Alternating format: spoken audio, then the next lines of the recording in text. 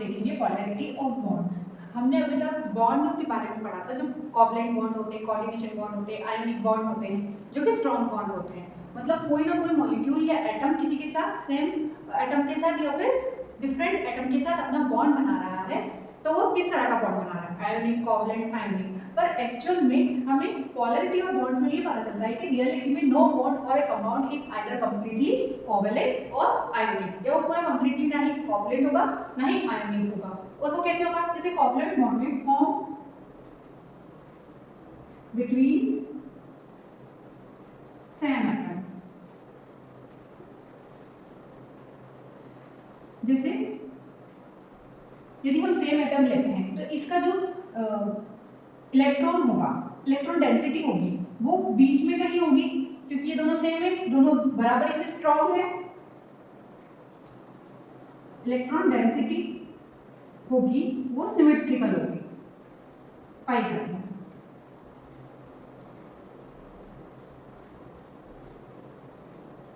जबकि form between same atom, और हम डिफरेंट एटम में देखेंगे, bond form between different atom,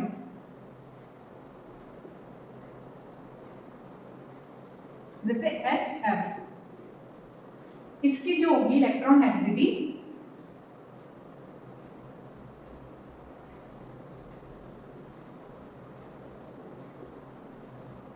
asymmetry होगी।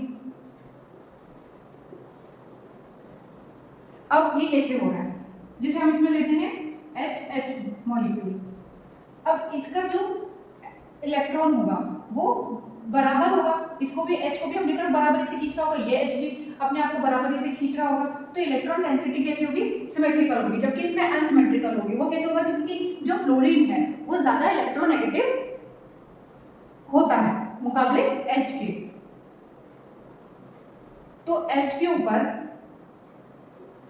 जो F क्या करेगा, H को ज्यादा अपनी ओर खींचेगा।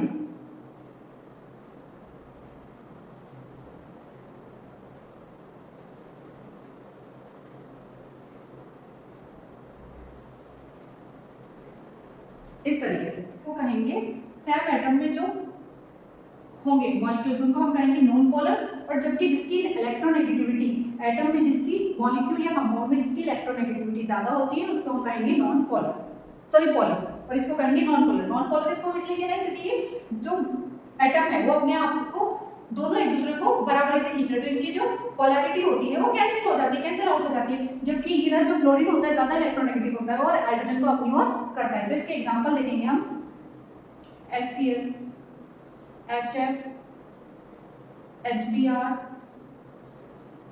HI, और इसके एग्जांपल देखेंगे हम हाइड्रोजन, क्लोरीन,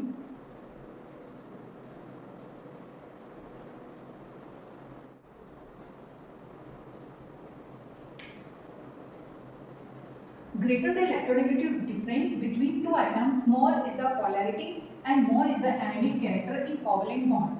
अब हम दो एटम्स के बीच में जिसकी जितनी ज्यादा इलेक्ट्रोनेगेटिविटी होगी जिस एटम की, वो क्या होगा, पोलर होगा, मतलब उसके अंदर पोलैरिटी का कारण बनेगा, और तो और उसके अंदर उतना ही ज्यादा आयोनिक कैरेक्टर होगा। कोवलेंट बॉन्ड में हमको क्या देखने को मिलेगा, आयोनिक कैरेक्टर देखने को मिलेगा। अब देखिए हेलोजन का हम एक एग्जांपल लेते हैं हेलोजन ग्रुप का, जैसे हम फ्लोरीन से आयोडाइन की तरफ नीचे की तरफ आते हैं, आयोडाइड की तरफ नीचे आते हैं, तो क्या हो रहा है, जो इलेक्ट्रोनेगेटिविटी है हेलोजेंस की वो नीचे जा रही है ना, डिक्रीज होती है, इलेक्ट्रोनेगेटिविटी और डिफरेंस भी बढ़ता चला जाता है, और पोलैरिटी जो है वो भी कम हो जाएगी। उसका रिजल्ट ये निकलेगा कि as a result of this polarisation the two charge end of the bond behave as a electrical dipole, और वो डाइपोल की तरह बिहेव करने लग जाएंगे, और polarity is measured in terms of dipole moment. अब हम इसकी जो पोलैरिटी है हम किस बेस पर देखेंगे, हम किस पे मेजर करेंगे, डाइपोल मोमेंट के थ्रू हम मेजर करेंगे। नेगेटिव और पॉजिटिव चार्ज, पार्शियली चार्ज है वो किसकी तरह, इलेक्ट्रिकल डाइपोल की तरह बिहेव करने लग जाते हैं, जिसको हम डाइपोल मोमेंट के थ्रू मेजर करते हैं।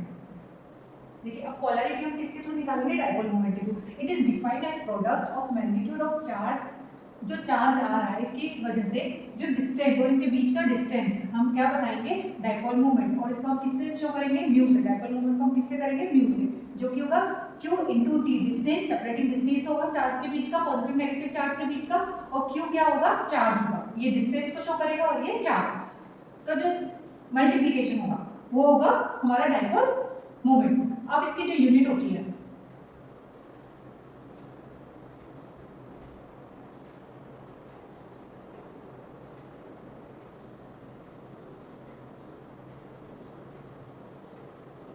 डिवाइड, जिसको हम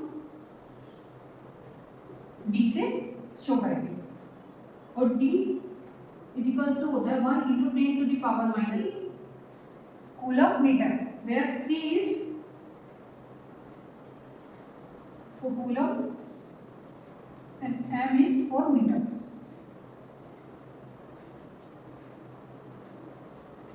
वही म्यू डायपोल मोमेंट हमारी एक वेक्टर क्वांटिटी होती है।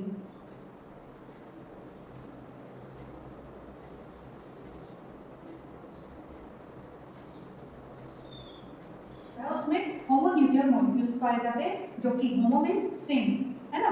तो H2Cl2 Br2 जो कि डायटोमिक है, ये सब जो होंगे इनका जो डायपोल मोमेंट होगा 0 होगा, तो ये कैसे होंगे, नॉन पोलर होंगे नेचर में। जबकि हेटेरोन्यूक्लियर मॉलिक्यूल कैसे होंगे, HF HCl HBr HI, और इनका डायपोल मोमेंट नॉन जीरो होगा, जो कि कैसे होंगे, HF जो होगा वो ज़्यादा इलेक्ट्रोनेगेटिविटी शो करता है, तो इसका जो सबसे अधिक होगा, इसका जो ये जो सबसे ज़्यादा पोलर होगा, फिर इससे कम पोलर होगा HCl, फिर HBr, फिर HI। अब हम बात करेंगे डिफरेंट स्ट्रक्चर, डायपोल मोमेंट में डिफरेंट स्ट्रक्चर, हमने डायटोमिक देख लिया, अब हम बात करेंगे पॉलीएटॉमिक मॉलिक्यूल्स की। अब BeF2 है ना, रेडियम फ्लोराइड। अब देखिए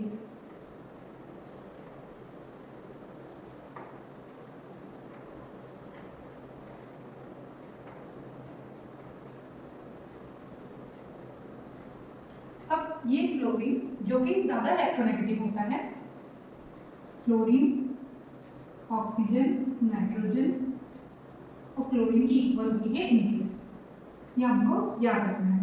अब देखिए ये जो फ्लोरीन है ज़्यादा इलेक्ट्रोनेगेटिव है, और ये वाला ये भी फ्लोरीन दोनों है इलेक्ट्रोनेगेटिव है, तो ये लीनियर है इनकी। तो अब ये जो होगा फ्लोरीन है, इस बेरिलियम को इस साइड खींचेगा और ये फ्लोरीन इस साइड खींचेगा, तो ये कैसे होंगे,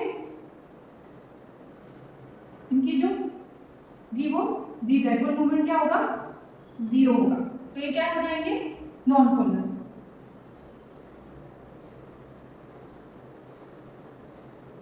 अब नेक्स्ट हम देखेंगे कार्बन डाइऑक्साइड।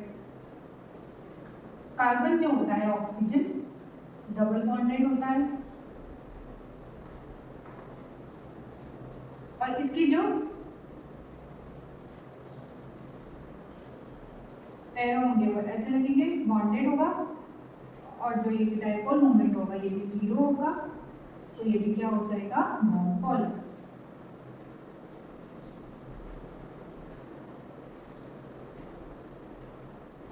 अब देखिए H2 मॉलिक्यूल जो होता है, यदि हम इसका स्ट्रक्चर देखें ऑक्सीजन का, तो ऑक्सीजन जो होता है हमने देखा था ना FON क्लोरीन, ऑक्सीजन, अभी ऑक्सीजन ज़्यादा इलेक्ट्रोनेगेटिव होता है, तो ऑक्सीजन की तरफ हाइड्रोजन क्या होंगे, है ना, तो फिर इसका जो होगा डायपोल मोमेंट होगा वो नॉट इक्वल टू 0 होगा, तो क्या हो जाएगा, ये पोलर।